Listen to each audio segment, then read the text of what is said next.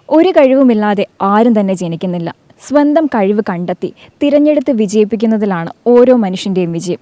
പ്രതിസന്ധികൾ എത്ര തന്നെ മുന്നിലുണ്ടെങ്കിലും അതിനെയെല്ലാം തൃണവൽക്കരിച്ച് മുന്നോട്ടു പോകാൻ മനസ്സിൻ്റെ കരുത്തും ഇച്ഛാശക്തിയും മാത്രം മതിയെന്ന് തെളിയിച്ച വ്യക്തിയാണ് ID മിൽക്ക് ഉടമ രഞ്ജിത്ത് കുമാർ.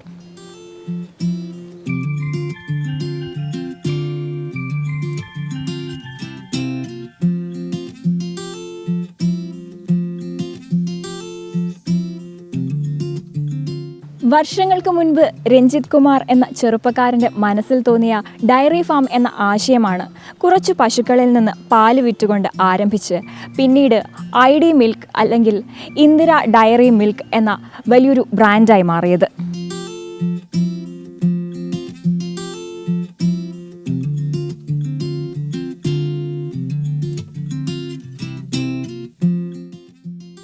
ഞാൻ ഈ സ്ഥാപനം തുടങ്ങിയിട്ട് ഏതാണ്ട് 26 വർഷമായി. ഞാൻ 1918 ഞാൻ സ്റ്റാർട്ട് ചെയ്യുന്നത്. അപ്പോൾ ഈ സ്ഥാപനം സ്റ്റാർട്ട് ചെയ്യാനുള്ള ഒരു തോട്ട് എന്ന് പറയുന്നത് ഡിഗ്രി പഠനകാലത്ത് എനിക്കുണ്ടായ ഒരു ചിന്തയാണ്. ഇപ്പോൾ ബേസിക്കലി ഞാനൊരു ആർട്ടിസ്റ്റാണ്, നന്നായിട്ട് വരയ്ക്കും. അപ്പോൾ എൻ്റെ വീട്ടിലുള്ള എല്ലാ പേർക്കും ഒന്നീ ഫൈനാൻസ് കോളേജിലാക്കുക, രണ്ടാമത് ഒരു ഓപ്ഷൻ എന്ന് പറയുന്നത്, രണ്ടാമത്തെ ഓപ്ഷനല്ല, മെയിൻ ഓപ്ഷൻ ഗവൺമെൻറ് ജോലിയാണ്. ഞാൻ ഒരു സമയത്ത് ഡിഗ്രി പഠിക്കുന്ന സമയത്ത് ബാൽക്കണിയിലിരിക്കുമ്പോഴത്തേക്ക് ഇങ്ങനെ എൻ്റെ പഠന സമയത്ത് ഡിഗ്രി ഫസ്റ്റ് ഇയറാണ്. ആ സമയത്ത് എനിക്ക് എൻ്റെ ശ്രദ്ധ വീട്ടിലുണ്ടായിരുന്ന തൊഴുത്തിലോട്ട് അങ്ങ് മാറി, ആ സ്ഥലത്തോട്ട്. അപ്പോൾ അവിടെ 2 പശുക്കളുണ്ടായിരുന്നു. അപ്പോൾ ഒത്തിരി പറമ്പും ഉണ്ടായിരുന്നു. അപ്പോൾ അവിടെ എന്തുകൊണ്ട് ഒരു കൃഷി ഒരു തൊഴിലായിട്ട് സ്വീകരിച്ചുകൂടാ എന്നുള്ളതാണ് എൻ്റെ മനസ്സിലുണ്ടായത്. പക്ഷേ ഈ കൃഷിയിലോട്ട് വരുമ്പോഴത്തേക്ക് സമൂഹം ഒരിക്കലും അംഗീകരിക്കത്തില്ല, വീട്ടുകാർ അംഗീകരിക്കത്തില്ല. അപ്പോൾ ഒരു വലിയൊരു ടാസ്ക് അവിടെ ഉണ്ട്. അപ്പോൾ അതിനെ നിലനിർത്തിക്കൊണ്ട് എൻ്റെ ആശയത്തിലോട്ട് എങ്ങനെ കൺവേർട്ട് ചെയ്യാം എന്നുള്ളതാണ് എൻ്റെ ചിന്താഗതിയായിരുന്നത്. വീട്ടിലൊരിക്കലും അവതരിപ്പിക്കാൻ പറ്റത്തില്ല. അപ്പോൾ പക്ഷേ ഞാൻ എൻ്റെ മനസ്സിലുള്ള ഈ ആശയം അടിയുറച്ച ഒരു വിശ്വാസം, അതിനെ ഡെവലപ്പ് ചെയ്യാൻ വേണ്ടിയിട്ട് ഞാൻ അതിനെക്കുറിച്ച് പഠിച്ചപ്പോഴത്തേക്ക് നല്ല സാധ്യതയാണ് തൊഴിൽ, അതായത് കാർഷിക മേഖല എന്ന് പറയുന്നത് നല്ലൊരു സാധ്യതയാണ്. അതിനെ നമുക്ക് മറ്റുള്ളവർ നെഗറ്റീവ്സ് ആയിരുന്നിരുന്നാലും അതിനൊരു പോസിറ്റീവായിട്ട് കൊണ്ടുവരാൻ ഒരു വ്യക്തിക്ക് മാത്രമേ കഴിയുള്ളൂ എന്നുള്ളൊരു പൂർണ്ണ വിശ്വാസം എനിക്കുണ്ടായിരുന്നു. അപ്പോൾ അതുകൊണ്ട് ഞാൻ ഈ മേഖലയിലോട്ട് പൂർണ്ണമായിട്ടും അടിയുറച്ച് വിശ്വസിച്ച് ഞാൻ അതിലോട്ട് ഇറങ്ങുകയും ചെയ്തു. അപ്പോൾ ഇതെൻ്റെ അച്ഛനോട് അവതരിപ്പിച്ചു. അങ്ങനെ ഞാൻ ഓരോ കാര്യങ്ങൾ സംസാരിച്ചു, അച്ഛനായിട്ട് നല്ല ബന്ധമുണ്ടാക്കി. ഏത് തൊഴിൽ ചെയ്തിരുന്നാലും ചെയ്യാൻ പറ്റും, സക്സസ് ആകുമെന്നുള്ളൊരു കാഴ്ചപ്പാട് അച്ഛനിൽ ഉണ്ടാക്കിയെടുത്തതിന് ശേഷമാണ് ഞാൻ ഈ കാര്യം പറയുന്നത്. അപ്പോൾ ആദ്യം എന്നെ അപ്രീഷിയേറ്റ് ചെയ്തു, നല്ലതാണെന്ന് പറഞ്ഞു. പക്ഷേ അച്ഛൻ പുറത്തു പോയിട്ട് തിരിച്ചു വന്നപ്പോഴത്തേക്ക് എനിക്ക് പറ്റിയ മേഖല അല്ല എന്നും, ഈ മേഖലയിൽ വന്നവരാരും തന്നെ രക്ഷപ്പെട്ടിട്ടില്ല, അതുകൊണ്ട് ഈ ഫീൽഡ് നിനക്ക് പറ്റിയതല്ല എന്ന് പറയുന്നുണ്ടായിരുന്നു.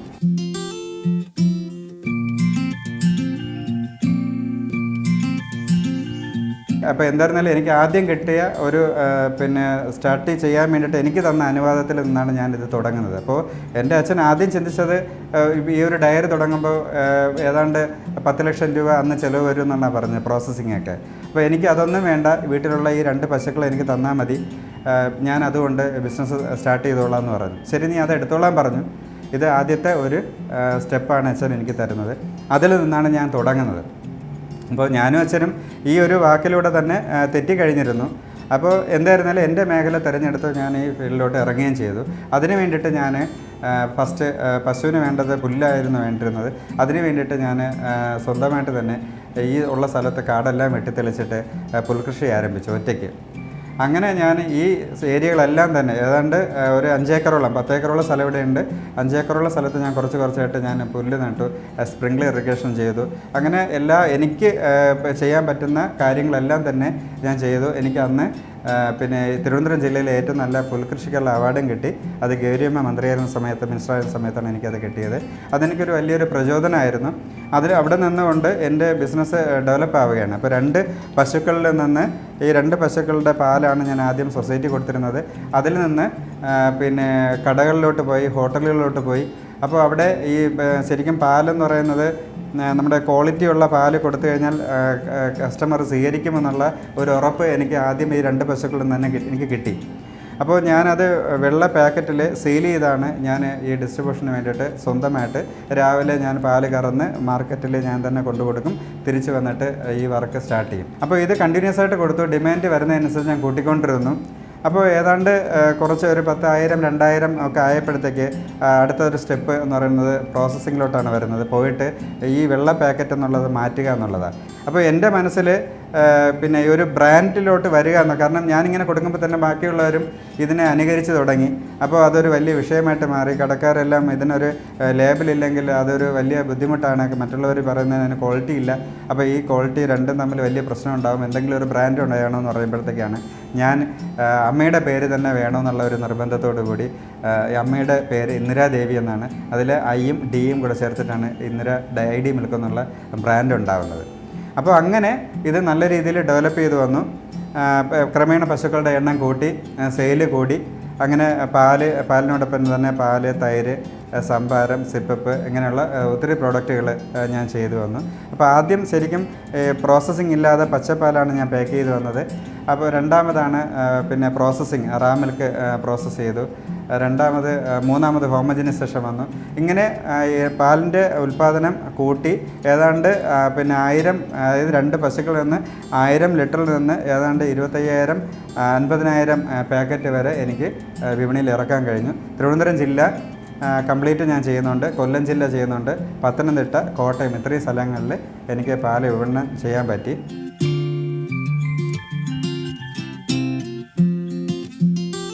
പാല് പ്രോസസ്സ് ചെയ്യുന്നത് വലിയ എക്വിപ്ഡായിട്ടുള്ള മെഷീൻസാണ് നമുക്ക് ഉള്ളത്. ഒന്ന് എല്ലാം തന്നെ പിന്നെ ആൽഫ ലെവലായിട്ടുള്ള ഇമ്പോർട്ടൻ്റ് ആയിട്ടുള്ള ഏറ്റവും നല്ല മെഷീനാണ് നമ്മൾ ഉപയോഗിക്കുന്നത്. ഇപ്പോൾ പ്രോസസ്സിങ്ങിന് പാസ്റ്ററൈസർ ആയിരുന്നാലും ഹോമോജനൈസർ ആയിരുന്നാലും എല്ലാം തന്നെ പാക്കിംഗ് മെഷീൻ, ഇതെല്ലാം തന്നെ ഇമ്പോർട്ടൻ്റ് ആയിട്ടുള്ള നല്ല ക്വാളിറ്റിയോടുകൂടി നമുക്ക് കൊടുക്കാൻ വേണ്ടിയിട്ട് അതിനെല്ലാം ഞാൻ പ്രാധാന്യം അത്രത്തോളം കൊടുക്കുന്നുണ്ട്. ക്ലീനിങ്ങിൻ്റെ കാര്യത്തിലായിരുന്നാലും അത്രയും ഓട്ടോമാറ്റിക് സിസ്റ്റത്തിലാണ് എല്ലാ കാര്യങ്ങളും ചെയ്യുന്നത്. പിന്നെ ഇതിൽ ഏറ്റവും വലിയ പ്രത്യേകത എന്ന് പറയുന്നത് പിന്നെ പാലിൻ്റെ ക്വാളിറ്റി. ഞാൻ ആദ്യം തുടങ്ങുന്ന സമയത്ത് 10 ലിറ്റർ പാലിൽ 1 ലിറ്റർ എരുമപ്പാൽ ഒഴിച്ചാണ് ഞാൻ കൊടുത്തത്. കാരണം ഞാൻ എത്ര നല്ല പാൽ കൊടുത്തിരുന്നാലും അതിന് കട്ടിയില്ല എന്ന് പറയുമായിരുന്നു. അപ്പോൾ ഞാൻ ഈ 10 ലിറ്റർ പാലിൽ 1 ലിറ്റർ എരുമപ്പാൽ ഒഴിച്ചാണ് ഞാൻ ആദ്യം പാൽ കൊടുത്തുകൊണ്ടിരുന്നത്. പിന്നെ ആൾക്കാരുടെ സ്വഭാവം എനിക്ക് മനസ്സിലായി. ക്വാളിറ്റി എന്ത് കൊടുത്തിരുന്നാലും അവരുടെ ഒരു ക്യാരക്ടർ നമുക്ക് അതിൻ്റെ ശരിക്കും ഒരു ബ്രാൻഡിങ് നിലവാരത്തിലോട്ട് വരുന്നത് വരെ ഇവരുടെ ഒരു സെൽഫിഷായിട്ടുള്ളൊരു കാര്യം അത് കൊള്ളത്തില്ല എന്നുള്ളൊരു കാഴ്ചപ്പാടാണ് പൊതുവേ ഉള്ളത്. അപ്പോൾ അത് തന്നെ അവർ ഫോളോ ചെയ്യുകയാണ് ചെയ്തത്. ഞാൻ എൻ്റെ മാറ്റങ്ങൾ ഒരു പ്രോഡക്റ്റിന് എന്ത് ക്വാളിറ്റി കൊടുക്കണം എന്നുള്ള രീതിയിൽ ചെയ്തു വന്നപ്പോഴത്തേക്ക് ജനങ്ങൾ സ്വീകരിക്കുകയും ചെയ്തു. അത് നല്ല രീതിയിലുള്ള ഒരു വലിയൊരു ബിസിനസ്സിലോട്ട് പോവുകയും ചെയ്തു. നമുക്ക് ഈ പാലിൻ്റെ കൂടാതെ തന്നെ പിന്നെ ചപ്പാത്തി യൂണിറ്റ് അത് ശരിക്കും QCയുടെ കൺട്രോളിലാണ് ഇതെല്ലാം ചെയ്തു പോകുന്നത്. അത് അത്രയും ഹൈജീനിക്കായിട്ട് ഇപ്പം നമുക്ക് ഒരു കാര്യവും നമുക്ക് ക്വാളിറ്റിയുടെ കാര്യത്തിൽ ഒന്നും വിശ്വസിക്കാൻ പറ്റാത്തൊരവസ്ഥയാണ്. അപ്പോൾ അതുകൊണ്ട് തന്നെ നമ്മളുണ്ടാക്കുന്ന പ്രോഡക്റ്റ് ഇപ്പോൾ ചപ്പാത്തി അത്രയും ഒരു QCയുടെ അണ്ടറിലാണ് ഇതെല്ലാം ശരിക്കും പ്രോസസ്സ് ചെയ്ത് പോകുന്നത്. ചപ്പാത്തി ശരിക്കും ഫൈബർ കണ്ടൻറ്റുള്ള ചപ്പാത്തിയാണ് നമ്മുടെ ഇവിടെ ഇറക്കുന്നത്. അത് ക്വാളിറ്റിയുടെ കാര്യത്തിൽ നമുക്ക് ഒരു കോംപ്രമൈസും ചെയ്യാത്ത രീതിയിൽ ചപ്പാത്തി ചെയ്യുന്നുണ്ട്. മാവിൻ്റെ ഒരു പ്രത്യേകത എന്ന് പറയുന്നത് ശരിക്കും ഒന്ന് അതിൻ്റെ റൈസ് എടുക്കുന്നതിന് നമ്മൾ സെലക്ട് ചെയ്തെടുക്കുന്നുണ്ട്. അത് ഉഴുന്നായിരുന്നാലും അങ്ങനെ തന്നെയാണ്. പോയിട്ട് പ്രോസസ്സ് ചെയ്യുന്ന ഒരു പ്രത്യേകത എന്ന് പറയുന്നത് വെറുതെ നമ്മൾ അരച്ച് കൊടുക്കുക എന്നുള്ളൊരു മെത്തേഡല്ല നമ്മൾ ചെയ്യുന്നത്. സാധാരണ വീട്ടിൽ നമ്മൾ ഉപയോഗിക്കുന്ന അതേ ഒരു മെത്തേഡ്, ആ സിസ്റ്റമാണ് ഞാൻ ഇവിടെ ഓപ്പറേറ്റ് ചെയ്തിരിക്കുന്നത്. ശരിക്കും നമ്മൾ ടെമ്പറേച്ചർ കൊടുത്താണ് മാവ് ഈ അരി കഴുകുന്നത് മുതൽ അരച്ച് ശരിക്കും പാക്കിംഗ് വരെ ഈ ചില്ലറിലാണ് നമ്മൾ ശരിക്കും ഇത് ചെയ്യുന്നത്. ചില്ലിങ്, അതായത് ഇതിൽ നമ്മുടെ അസിഡിറ്റി വരാതെ മോയ്സ്ചർ കണ്ടൻറ്റ് വരാതെയാണ് നമ്മുടെ ഈ അരി ബാറ്റർ നമ്മൾ ഉണ്ടാക്കുന്നത്. അതിൽ അരി അരയ്ക്കുമ്പോൾ തന്നെ പ്രോസസ്ഡ് വാട്ടറാണ് നമ്മളിതിന് ഉപയോഗിക്കുന്നത്. അതായത് നമ്മുടെ പാൽ എങ്ങനെയാണോ പ്രോസസ്സ് ചെയ്യുന്നത് അതേ മെത്തേഡിൽ തന്നെ ഈ വാട്ടർ നമ്മൾ പ്രോസസ്സ് ചെയ്തിട്ട് ടെമ്പറേച്ചർ കൊടുത്തിട്ടാണ് നമ്മുടെ ഈ അരി അരയ്ക്കുന്നത്. അപ്പോൾ ശരിക്കും അതിൽ അസിഡിറ്റി ഒരിക്കലും വരാൻ ചാൻസ് ഇല്ല. അപ്പോൾ നമ്മുടെ ഈ മാവ് നമ്മൾ ഈ പാക്ക് ചെയ്തതിന് ശേഷം നമ്മുടെ കോൾഡ് റൂമിൽ വെച്ചിട്ട് സാധാരണ വിപണിയിലോട്ട് കൊണ്ടുവരുമ്പോഴത്തേക്ക് ഇതിന് ഫെർമെൻറ്റേഷൻ ആവാത്ത ഒരു സിസ്റ്റത്തിലായിരിക്കും നമ്മൾ കിട്ടുന്നത്. അപ്പോൾ ഈ മാവ് നമ്മൾ വാങ്ങിച്ചിട്ട് അത് പൊട്ടിച്ച് നമ്മുടെ കലക്കി വീട്ടിൽ നമ്മൾ സാധാരണ ചെയ്യുന്ന പോലെ കലക്കി വെച്ചതിന് ശേഷം അടുത്ത ദിവസം രാവിലെ ഉപയോഗിച്ചാൽ മാത്രമാണ് ഇതിൻ്റെ കറക്റ്റ് ക്വാളിറ്റി കിട്ടുന്നത്. അപ്പോൾ അതിന് വേണ്ടിയിട്ട് നമ്മുടെ അത്രയും ശ്രദ്ധ ഈ മാവിൽ നമ്മൾ കൊടുത്തിട്ടുണ്ട്. അതുപോലെ തന്നെ ചപ്പാത്തിയുടെ കാര്യത്തിൽ രണ്ടിലും ഏത് പ്രോഡക്റ്റിനും ഈ ഒരു പ്രത്യേകത നമ്മൾ കൊടുത്തിട്ടുണ്ട്. അപ്പോൾ എനിക്ക് ഇതിൽ ഡയറിയിലോട്ട് വന്നപ്പോഴത്തേക്കും എന്നെ തടസ്സം നിന്ന കാര്യങ്ങളെന്ന് പറയുന്നത്, ഇപ്പോൾ എൻ്റെ ആശയം എന്ന് പറയുന്നത്, ഇപ്പോൾ ഡയറി ഫീൽഡ് എന്ന് പറയുന്നത് മോശപ്പെട്ട ഫീൽഡാണെന്ന്, അതായത് ഈ തൊഴിലോട്ട് ഇറങ്ങുന്നത് വിഡ്ഢികളാണ് അല്ലെങ്കിൽ മണ്ടന്മാരാണ്, കഴിവില്ലാത്തവരാണ് എന്ന് മുദ്രകുത്തിയ ഒരു കാഴ്ചപ്പാടാണ് ഞാൻ ഇറങ്ങുന്ന സമയത്തൊക്കെ ഉണ്ടായിരുന്നത്. അപ്പോൾ അത് മാറ്റി ഏതൊരു തൊഴിലും അതിൻ്റേതായ വാല്യൂ ഉണ്ടെന്ന് കാണിച്ചു കൊടുക്കുക എന്നുള്ളതാണ് എൻ്റെ ഉദ്ദേശ ലക്ഷ്യം. കാരണം വെച്ചിരുന്നാൽ ഞാനിത് ബിസിനസ് തുടങ്ങി ഏതാണ്ടായപ്പോഴത്തേക്ക് വീട്ടിൽ വലിയ വിഷയമുണ്ടാകുന്നുണ്ട്. എനിക്ക് ആ സമയത്ത് ഗവൺമെൻറ് ജോലി കിട്ടി, ഞാനത് അറ്റൻഡ് ചെയ്യാത്തതിൽ വീട്ടിൽ വലിയ പ്രശ്നങ്ങളുണ്ടാകുന്നുണ്ട്. അപ്പോൾ അതെല്ലാം തന്നെ എനിക്ക് തരണം ചെയ്യാൻ ഒരുപാട് ബുദ്ധിമുട്ടുണ്ടായി. കാരണം വെച്ചിരുന്നാൽ എല്ലാവരും എന്നെ എതിർക്കുകയാണ് ചെയ്യുന്നത്. ഞാനിങ്ങനെ ഓരോന്ന് ചെയ്യുമ്പോഴത്തേക്കും എൻ്റെ വീട്ടുകാർക്ക് ടെൻഷൻ കൂടിക്കൊണ്ടിരിക്കുക. കാരണം എൻ്റെ അധ്വാനം എന്ന് പറയുന്നത് പറഞ്ഞറിയിക്കാൻ പറ്റാത്ത ഒരു കാഴ്ചയാണ് ഇവർ കണ്ടുകൊണ്ടിരിക്കുന്നത്. ദിവസവും 24 മണിക്കൂറും ജോലി ചെയ്യുക, അല്പം പോലും റെസ്റ്റ് കിട്ടുന്നില്ല. ഇതിനോടൊപ്പം തന്നെ ഞാനിപ്പോൾ ഒരു രാത്രി 12 മണി കിടക്കുന്നുണ്ട്, രാവിലെ 2 മണിക്ക് കഴിക്കണമെങ്കിൽ എന്നെ വിളിച്ചുണർത്തുന്ന അമ്മയാണ്. അപ്പോൾ അമ്മ എത്ര നേരം ഉറങ്ങുക എന്നുള്ളതാണ്. അപ്പോൾ ഇതൊക്കെ വീട്ടിലൊക്കെ വലിയൊരു വിഷയമായിട്ട് മാറിയിട്ടുണ്ട്. പിന്നെ തന്നെ വീട്ടുകാർക്ക് ഒരിക്കലും മറ്റുള്ള എൻ്റെ ഈ കഷ്ടപ്പാട് ഒരിക്കലും സഹിക്കാൻ പറ്റുന്നതല്ല. ഒരു നല്ല ജോലി നേടി വിവാഹം കഴിച്ച് പോകുന്ന ഒരാൾ പശുവിൻ്റെ പുറകെ നടക്കുക എന്നുള്ളത് അവർക്ക് ഒരിക്കലും അക്സെപ്റ്റ് ചെയ്യാൻ പറ്റത്തുള്ളൂ. അതിൻ്റെ വേദനകൾ വളരെ വലുതാണ്. അപ്പോൾ എന്തുകൊണ്ട് ഒരു കാർഷിക മേഖലയ്ക്ക് ഒരു അംഗീകാരം സമൂഹം കൊടുക്കുന്നില്ല, അല്ലെങ്കിൽ ഉന്നത നിലയിലുള്ളവർ എന്തുകൊണ്ട് അതിനെ അംഗീകരിക്കുന്നില്ല എന്നുള്ള ഒരു തോട്ട് എന്നിൽ ഭയങ്കര ശക്തമായിട്ടുണ്ടായി. കാരണം ഞാൻ അതിലോട്ട് വന്ന് എനിക്ക് നെഗറ്റീവ് തോട്ടാണ് കിട്ടുന്നത്. ഞാൻ കൊള്ളത്തില്ല അല്ലെങ്കിൽ എനിക്ക് കഴിവില്ല എന്നുള്ള കാഴ്ചപ്പാടിൽ നിന്ന് ഞാൻ ഇതിനെ എന്ത് മൂല്യമുള്ള ഒരു തൊഴിലാണ്, അതായത് ഒരു മദ്യമല്ല, ഡ്രഗ്സിൻ്റെ കാര്യങ്ങളല്ല, ഒരു സമൂഹത്തിന് നന്മയുള്ളതും അല്ലെങ്കിൽ ജനങ്ങൾക്ക് ഗുണമുള്ള കാര്യവും അല്ലെങ്കിൽ ഒരു സമൂഹത്തിന് ഒരു കാര്യം കാഴ്ചപ്പാട് കാണിച്ചു കൊടുക്കുക എന്നുള്ള ഒരു ആശയമാണ് ഞാൻ എടുക്കുന്നത്. അപ്പോൾ അതിനെ അംഗീകരിക്കാത്തവർ അതിനുള്ള കഴിവില്ല എന്നുള്ളത് മാത്രമാണ് എനിക്ക് തോന്നിയത്. അത് ഞാൻ അംഗീകരിച്ച് കാണിച്ചു കൊടുക്കുക, അതിനെ സക്സസ് ആക്കി കൊടുക്കുക, ഇതാണ് എൻ്റെ ജീവിതത്തിലെ ഒരു ലക്ഷ്യമാക്കി ഞാൻ എടുത്തത്. അപ്പോൾ അതൊരു വലിയ സക്സസ് ആയിട്ട് എനിക്ക് മാറ്റാൻ കഴിഞ്ഞു. എൻ്റെ ജീവിതത്തിലെ അച്ചീവ്മെൻറ്റ് നേട്ടം എന്ന് പറയുന്നത് ഇത് തന്നെയാണ്. ഞാൻ ഏത് മേഖല എടുത്തോ അതിനെ എനിക്ക് സക്സസ് ആക്കാൻ കഴിഞ്ഞു. അതാണ് എൻ്റെ ഇപ്പോഴത്തെ നിർവൃതി എന്ന് പറയുന്നത്. കാരണം ഞാനിപ്പോൾ 2 പശുക്കളുടെ നിന്ന് എനിക്കിപ്പോൾ പാല്, തൈര്, സംഭാര, സിപ്പപ്പ് അങ്ങനെയുള്ള ആശയങ്ങളിലോട്ട് വന്നു. പിന്നെ സ്നാക്സ് ഐറ്റംസ് വന്നു.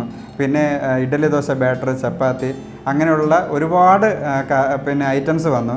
അതുപോലെ തന്നെ ഞാൻ എന്ന ഒരു വ്യക്തിയിൽ നിന്ന് ഏതാണ്ട് 200ഓളം സ്റ്റാഫുകൾക്ക് എനിക്ക് നേരിട്ട് ജോലി കൊടുക്കാൻ കഴിഞ്ഞു. അതിൽ 1000ഓളം പേർക്ക് പരോക്ഷമായിട്ട് ഒരു ജോലി അവരുടെ കുടുംബം കഴിയുന്നുണ്ട്.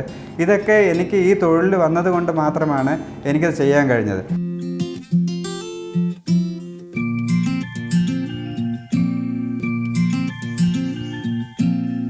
അപ്പോൾ ഞാൻ ഒരു പുതിയൊരു സംരംഭം തുടങ്ങുന്നുണ്ട്. അത് നെയ്യിലാണ് സ്റ്റാർട്ട് ചെയ്യുന്നത്. അതിൻ്റെ ഒരു പ്രത്യേകത എന്ന് പറയുന്നത് ക്വാളിറ്റി, ഇപ്പോൾ നമുക്ക് ഒരു കസ്റ്റമറിന് ക്വാളിറ്റി പ്രസൻറ്റ് ചെയ്യുക എന്നുള്ളതാണ്. അപ്പോൾ ഞാൻ അതിന് ചെയ്തൊരു കാര്യം വെച്ചിരുന്നാൽ ഒരു 8ഓളം വാർപ്പ്, വലിയ വാർപ്പ് എടുത്തിട്ട് അതിൽ നെയ്യ് ലൈവായിട്ട് അത് കാച്ചി അത് ഓൺലൈൻ മാർക്കറ്റ് വഴി, കാരണം ലോക്കൽ മാർക്കറ്റിൽ വില കുറച്ച് കൊടുക്കാൻ പറ്റുന്ന ഒരു സ്ഥിതിയിലോട്ട് വരുമ്പോഴത്തേക്കാണ് ഇതിൽ മിക്സിംഗ് ഒക്കെ വരുന്നത്. അത് ഒഴിവാക്കാൻ വേണ്ടിയിട്ട് ഈ പ്യൂരിറ്റിയുള്ള നെയ്യ് ഓൺലൈൻ വഴി തന്നെ കൊടുക്കുക എന്നുള്ള, കടയിൽ കോമ്പറ്റീഷൻ വന്നിട്ട് ക്വാളിറ്റി കുറയ്ക്കുന്നതിന് പകരം ആ ക്വാളിറ്റി നല്ല രീതിയിൽ കൊടുത്തിട്ട് എല്ലാ കസ്റ്റമറിലും നേരിട്ട് എത്തുക എന്നുള്ള ഒരു ആശയത്തിന് വേണ്ടിയിട്ട് ഓൺലൈൻ മാർക്കറ്റ് ഞാൻ സ്റ്റാർട്ട് ചെയ്തിട്ടുണ്ട്. ഓൺലൈൻ മാർക്കറ്റിൽ ചെയ്യുന്ന എല്ലാ കാര്യങ്ങളും, നമ്മുടെ പ്രോഡക്റ്റ് എല്ലാം തന്നെ നല്ല ക്വാളിറ്റി ഉള്ളതാണ്. എന്നാലും ഓൺലൈൻ മാർക്കറ്റ് വഴി കോമ്പറ്റീറ്റീവ് ചെയ്യാതെ തന്നെ നേരിട്ട് എത്തുക എന്നുള്ള ഒരു പുതിയൊരു ആശയത്തിലോട്ട് ഞാൻ വന്നിട്ടുണ്ട്. അത് ഉടനെ തന്നെ തുടങ്ങുന്നതാണ്. കോമ്പറ്റീഷൻ എന്ന് പറയുമ്പോഴത്തേക്ക് ഞാനിപ്പോൾ തുടങ്ങിയിട്ട് ഏതാണ്ട് 26 വർഷമായി. അപ്പോൾ എനിക്ക് വലിയ മാർക്കറ്റിലോട്ടൊന്നും ഞാൻ പോയിട്ടില്ല. എനിക്ക് ചെയ്യാൻ പറ്റുന്ന ഒരു ക്വാളിറ്റി ഉറപ്പിക്കാൻ പറ്റുന്ന ഒരു കാര്യം മാത്രമേ ഞാൻ എൻ്റെ തൊഴിലിൽ ഞാൻ സ്വീകരിച്ചിട്ടുള്ളൂ. അപ്പോൾ ഞാൻ എടുക്കുന്ന എന്ത് പ്രൊഡക്റ്റും എൻ്റെ വീട്ടിൽ എൻ്റെ പിള്ളേർക്കും കഴിക്കാൻ കഴിയണം. അത് തന്നെ ഈ സമൂഹത്തിൽ എൻ്റെ പ്രൊഡക്റ്റ് ആര് ഉപയോഗിച്ചിരുന്നാലും ആ ക്വാളിറ്റി അവരുടെ കൈകളിലോട്ട് എത്തിക്കാൻ കഴിയണം എന്നുള്ള ഒരു ഉറച്ച വിശ്വാസം മാത്രമാണ് എൻ്റെ ഈ തൊഴിലിൽ എനിക്ക് ചെയ്യാൻ പറ്റുന്ന ഒരു കാര്യം. എനിക്ക് പറയാനുള്ള കാര്യം, ക്വാളിറ്റി ആയിട്ട് കൊടുക്കണമെങ്കിൽ സ്വാഭാവികമായിട്ടും ആ പ്രോഡക്റ്റിന് വാല്യൂ ഉണ്ടാകും, വില കൂടുതലായിരിക്കും. അപ്പോൾ ഞാൻ ചെയ്യുന്ന പ്രോഡക്റ്റിന് തീർച്ചയായിട്ടും വിലയുണ്ട്. അത് വില മറ്റുള്ള പ്രോഡക്റ്റിൽ നിന്ന് കുറവൊന്നുമല്ല, വില കുറച്ച് വ്യത്യാസം ഉണ്ടാകും. കാരണം ക്വാളിറ്റി ആയിട്ട് കൊടുക്കുമ്പോഴത്തേക്ക് നമുക്ക് അതിൽ ഇപ്പം എണ്ണ, ഇപ്പം നമ്മുടെ സ്നാക്സ് ഉണ്ടാക്കാൻ വേണ്ടി എടുക്കുന്ന എണ്ണ അത് ഒരു പ്രാവശ്യം മാത്രമേ യൂസ് ചെയ്യുള്ളൂ. അപ്പോൾ അതിൽ മാക്സിമം പ്രൊഡക്ടിവിറ്റി ഉണ്ടാക്കുക എന്നുള്ളതും ആ ക്വാളിറ്റി നാം ഉണ്ടാക്കുന്ന പ്രോഡക്റ്റിന് വില കൊടുക്കണം എന്നുള്ളതും എനിക്ക് കസ്റ്റമറിന് പറയാനുള്ളതും, കസ്റ്റമറുടെ അടുത്ത് എനിക്ക് പറയാനുള്ള ഒരു റിക്വസ്റ്റാണ്. നല്ല സാധനം വാങ്ങണമെങ്കിൽ അതിന് ബേസിക് റേറ്റ് ഉണ്ടാകും, അത് കൊടുക്കണം. നമ്മൾ ഏറ്റവും താഴ്ന്ന റേറ്റിലോട്ട് വാങ്ങാൻ പോകുമ്പോഴത്തേക്ക് ഒരു കാരണവശാലും നല്ല ക്വാളിറ്റിയുള്ള സാധനം ആർക്കും കൊടുക്കാൻ കഴിയത്തില്ല. അപ്പോൾ അതുകൊണ്ട് തന്നെ അതിൽ കോമ്പറ്റീഷൻ എത്രമാത്രം ഉണ്ട് എന്നുള്ളത് ഞാൻ നോക്കുന്നേ ഇല്ല. ഞാൻ ഉണ്ടാക്കുന്ന സാധനം പ്യൂരിറ്റിയോട് കൂടി ക്വാളിറ്റിയോട് കൂടി കൊടുക്കുക എന്നുള്ളതാണ് എൻ്റെ ലക്ഷ്യം. അത് വ്യക്തമായിട്ട് പ്രസൻറ്റ് ചെയ്യുക, ആ ക്വാളിറ്റിയുടെ പ്രത്യേകത എന്താണെന്ന് എനിക്ക് അവതരിക്കുക, ആ ജനങ്ങളിലോട്ട് എത്തിക്കുക എന്നുള്ളത് വെച്ചിട്ടാണ് ഞാൻ ഓൺലൈൻ മാർക്കറ്റ് തന്നെ സ്റ്റാർട്ട് ചെയ്യുന്നതും. ഓൺലൈൻ വഴി എല്ലാവർക്കും ഞാൻ എന്താണ് ചെയ്യുന്നതെന്നുള്ളത് പ്രസൻറ്റ് ചെയ്ത് കൊടുക്കുക എന്നുള്ള ഒരു ലക്ഷ്യം അത് തന്നെയാണ്. ക്വാളിറ്റി എന്താണെന്ന് മറ്റുള്ളവർക്ക് മനസ്സിലാക്കി കൊടുക്കുക എന്നുള്ള ഒരു ആശയം. ഇപ്പോൾ 26 വർഷത്തിൽ 15 വർഷവും ഞാൻ ഫ്ലോപ്പാണ്. ഞാൻ പരാജയപ്പെട്ട് തന്നെ എൻ്റെ ജീവിതത്തിൽ ഏറ്റവും വലുത് ഏതെന്ന് വെച്ചാൽ പരാജയമാണ്. ഈ പരാജയം തന്നെയാണ് എൻ്റെ ഏറ്റവും വലിയ സക്സസ്സിന് കാരണവും. എൻ്റെ പരാജയത്തിലൂടെ ഞാൻ സക്സസ് ആവുന്നതിന് എൻ്റെ കൂടെ നിന്ന ആൾക്കാർ, അതായത് എൻ്റെ സ്ഥാപനത്തിലുള്ളവരും എൻ്റെ കൂടെ നിന്നവരും എല്ലാവരും നല്ല ഒത്തൊരുമയോടെ നിന്നുകൊണ്ടാണ് എനിക്കത് വിജയിക്കാൻ കഴിഞ്ഞത്. അപ്പോൾ എനിക്ക് പുതിയ, അതായത് യുവജനങ്ങളടുത്ത് എനിക്ക് പറയാനുള്ള ഒരു കാര്യം എന്ന് പറയുന്നത്, നമുക്ക് മടി എന്നുള്ള കാര്യം മാറ്റുക എന്നുള്ളതാണ് ആദ്യത്തെ ഒരു കാര്യം. കാരണം ഏത് തൊഴിലിനും നമ്മൾ ഇറങ്ങിയാൽ മാത്രമേ സക്സസ് ആവത്തുള്ളൂ. അപ്പോൾ നമ്മുടെ മനസ്സിൽ ഒരു ആഗ്രഹം എന്തായിരുന്നാലും ഒരാൾക്കുണ്ടാവും, അതായത് ഒരു തോട്ട്. അത് ചുമ്മാ ഉണ്ടാകത്തില്ല, നമ്മുടെ സെൽഫ് ഒബ്സർവേഷൻ വഴി മാത്രമേ ആ ഒരു തോട്ട് കിട്ടത്തുള്ളൂ. ഈ തോട്ട് നമ്മുടെ മനസ്സിൽ ഉണ്ടായിട്ടുണ്ടെങ്കിൽ അതിൽ നമ്മൾ ഇനി തിരിഞ്ഞു നോക്കേണ്ട കാര്യമില്ല, അതിലോട്ട് ഇറങ്ങുക എന്നുള്ളതാണ്. അപ്പോൾ ഈ ബിസിനസ് തുടങ്ങുന്ന സമയത്ത് ഞാൻ ഒറ്റയ്ക്കായിരുന്നു. അപ്പോൾ ഞാൻ ഒറ്റയ്ക്ക് ചെയ്തു വരുന്ന കാര്യങ്ങൾ എന്നെ സപ്പോർട്ട് ചെയ്തത് എൻ്റെ അമ്മയാണ്. അപ്പോൾ അമ്മ കഴിഞ്ഞിട്ട് എനിക്ക് രണ്ടാമത്തെ സപ്പോർട്ടെന്ന് പറഞ്ഞാൽ എൻ്റെ ഭാര്യയാണ്. ഞാനിപ്പോൾ ഇതെല്ലാം ഞാനും അമ്മയും, അതായത് എൻ്റെ വർക്കുകളെല്ലാം ഞാൻ ചെയ്യുകയും എന്നെ സപ്പോർട്ട് ചെയ്യുന്നത് അമ്മ കഴിഞ്ഞിട്ട് ഞാൻ ഏതാണ്ട് വിവാഹം കഴിച്ചതിന് ശേഷം ഈ ജോലി അല്ലെങ്കിൽ അമ്മ എന്നെ സപ്പോർട്ട് ചെയ്യുന്ന കാര്യങ്ങളെല്ലാം തന്നെ ഭാര്യയിലോട്ട് അത് വന്നു. ഞാൻ ചെയ്യുന്ന ഏതാണ്ട് ജോലികളെല്ലാം ഏതാണ്ട് ഒരു പകുതി ജോലികൾ വൈഫ് പഠിച്ചു തന്നതോടുകൂടി എനിക്കൊരു ഷെയറിംഗ് ഉണ്ടായി, കമ്മ്യൂണിക്കേഷൻ ഒരു അവസരം ഉണ്ടായി. മറ്റത് എനിക്ക് സംസാരിക്കാൻ പോലും ആരുമില്ലായിരുന്നു. എൻ്റെ വിഷമങ്ങൾ എന്നിൽ തന്നെ തീർക്കുക എന്നല്ലാതെ എനിക്ക് വേറെ ഒന്നും ഒരു നിവൃത്തി എനിക്ക് അന്നുണ്ടായിരുന്നില്ല. അപ്പോൾ എനിക്ക് പങ്കുവയ്ക്കാൻ ഒരാൾ കിട്ടിയതോടുകൂടി എൻ്റെ ബിസിനസ്സിന് വളർച്ചയും ഉണ്ടായി. അത് മാത്രമല്ല, വിവാഹം കഴിഞ്ഞു അടുത്ത ദിവസം തന്നെ എൻ്റെ വൈഫിൻ്റെ അമ്മ എൻ്റെ അടുത്തെന്ന് പറയാണ്, ഈ സ്വർണ്ണമെല്ലാം കയ്യിൽ വെച്ചിരിക്കാതെ അത് വിറ്റിട്ട് എന്തെങ്കിലും ചെയ്യാൻ പറ്റുമെന്ന് ചെയ്യാം. അതും എന്നെ വല്ലാണ്ട് അതിശയിപ്പിച്ചു. ഞാൻ അടുത്ത ദിവസം തന്നെ എൻ്റെ ഈ വിവാഹം കഴിച്ചിട്ട് എനിക്ക് കിട്ടിയ സ്വർണ്ണങ്ങളെല്ലാം തന്നെ ഞാൻ കൊണ്ട് അത് വിറ്റതിന് ശേഷം അടുത്ത ബിസിനസ് സ്റ്റാർട്ട് ചെയ്യുകയാണ്, അതായത് ബിസിനസ്സിൻ്റെ ഡെവലപ്മെൻറ്റ് സ്റ്റാർട്ട് ചെയ്യുക. ഇതൊക്കെ എൻ്റെ ഒരു കരിയറിൽ വലിയ എനിക്ക് എടുത്തു പറയാൻ പറ്റുന്ന ഒരു കാര്യങ്ങളൊക്കെയാണ്. അക്കൗണ്ട്സിൻ്റെ കാര്യങ്ങളെല്ലാം തന്നെ വൈഫ് നോക്കുന്നുണ്ട്, ഞാൻ പ്രൊഡക്ഷൻ്റെ കാര്യങ്ങൾ നോക്കുന്നുണ്ട്. എനിക്ക് സ്റ്റാഫിൻ്റെ കാര്യത്തിൽ എൻ്റെ ഒരു തോട്ടം എന്ന് പറയുന്നത്, ഇവർക്ക് ഞാൻ കൊടുക്കുന്ന ഒരു സംതൃപ്തി അല്ലെങ്കിൽ സന്തോഷം എന്ന് പറയുന്നത്, അവർക്ക് എൻ്റെ ഈ സ്ഥാപനത്തിൽ നിൽക്കുന്ന ആരായിരുന്നാലും തന്നെ ഒരു സന്തോഷമായിട്ട് നിൽക്കുക എന്നുള്ളതാണ് എനിക്ക് വാല്യുബിളായിട്ട് തോന്നിയിട്ടുള്ളത്. അപ്പോൾ അവരുടെ സന്തോഷത്തിലൂടെയാണ് ഞാൻ സന്തോഷിക്കുന്നത്. അപ്പോൾ അവർക്കൊരു കുറവും വരുത്താതെ ഇവിടെ ഫുഡ് ആൻഡ് അക്കോമഡേഷൻ എല്ലാം കൊടുത്ത് തന്നെയാണ് എൻ്റെ ഈ സ്ഥാപനത്തിലെ എല്ലാ സ്റ്റാഫുകളെയും ഞാൻ സംരക്ഷിക്കുന്നത്. ഞാനൊരു ബ്രാൻഡിങ് എന്ന് പറയുന്നത് ശരിക്കും പറഞ്ഞാൽ കോവിഡിന് ആ സമയത്ത് FM-ൽ ഒരു അഡ്വർടൈസ്മെൻറ്റ് കൊടുത്തതല്ല. ഇപ്പോൾ സോഷ്യൽ മീഡിയ ഒരുപാട് വന്നു, ശരിക്കും അത് അഡ്വർടൈസ്മെൻറ്റ് ആവശ്യമാണ്.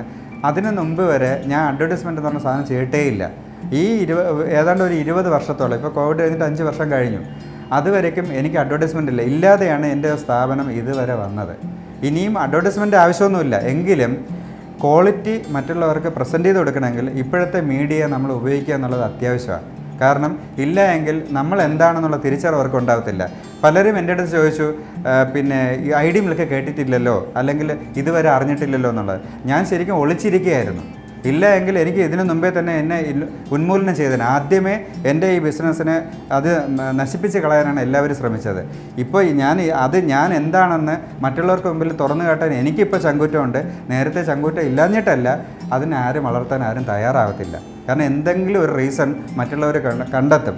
ഒരു തൊഴിൽ ചെയ്യാൻ ആരും അനുവദിക്കത്തില്ല. കേരളത്തിൻ്റെ അവസ്ഥ ഇതാ.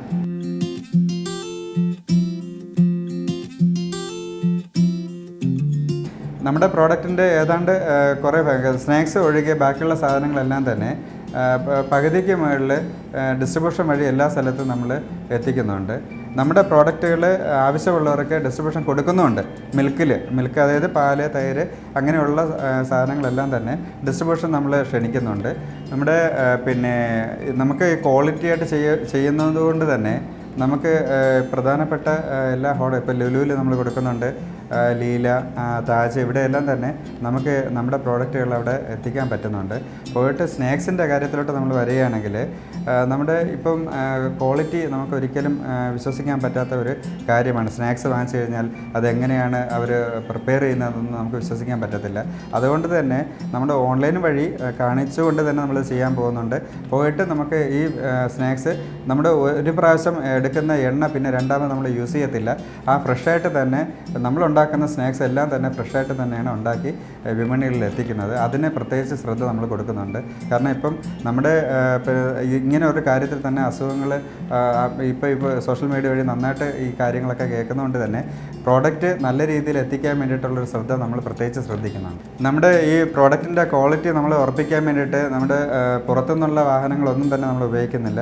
നമ്മുടെ തന്നെ വാഹനങ്ങളിൽ തന്നെയാണ് എല്ലാ സ്ഥലത്തും ഡിസ്ട്രിബ്യൂഷൻ വഴി നമുക്ക് എല്ലാ സ്ഥലത്തും വാഹനങ്ങളിൽ നമുക്ക് ഏതാണ്ട് 16 വണ്ടികളുണ്ട്.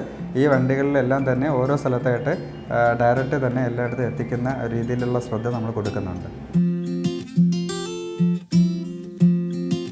അച്ഛൻ ഋഷിയേശ്വരൻ നായർ വെള്ളായണി കർഷക വിളയിലെ ഗസറ്റ് ഓഫീസറായിരുന്നു.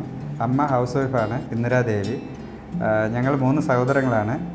ചേട്ടൻ കിരൺ കുമാർ ഇംഗ്ലണ്ടിലാണ് സെറ്റിൽഡാണ്. അനുജൻ വന്നിട്ട് ലേബർ കമ്മീഷൻ ഓഫീസിലാണ് ജോലി, പ്രശാന്ത്. എൻ്റെ ബിസിനസ്സിൽ ഏറ്റവും കൂടുതൽ ഇപ്പോൾ സപ്പോർട്ട് ചെയ്യുന്നത് എൻ്റെ വൈഫാണ്, സായി പ്രിയങ്ക. ഞങ്ങൾക്ക് രണ്ട് കുഞ്ഞുങ്ങളാണ്. ഒരാൾ ശിവാനി 5ാം ക്ലാസ്സിൽ പഠിക്കുന്നുണ്ട്, 10 വയസ്സ്. തൃതീയ 1ാം ക്ലാസ്സിൽ പഠിക്കുന്നുണ്ട്, 5 വയസ്സ്. ഇതാണ് ഞങ്ങളുടെ കുടുംബം എന്ന് പറയുന്നത്. മാർഗം ലക്ഷ്യത്തെ സാധൂകരിക്കുന്നു എന്നതിൻ്റെ പ്രത്യക്ഷ ഉദാഹരണത്തിലൂടെയാണ് നമ്മൾ ഇതുവരെ സഞ്ചരിച്ചത്. ഏതൊരാൾക്കും ഉദാഹരണമാക്കാവുന്ന, ഏതൊരു വ്യക്തിക്കും പ്രചോദനമാക്കാവുന്ന ഒരു ജീവിതമാണ് ഐഡിയ മിൽക്ക് ഉടമ രഞ്ജിത്ത് കുമാറിൻ്റേത്.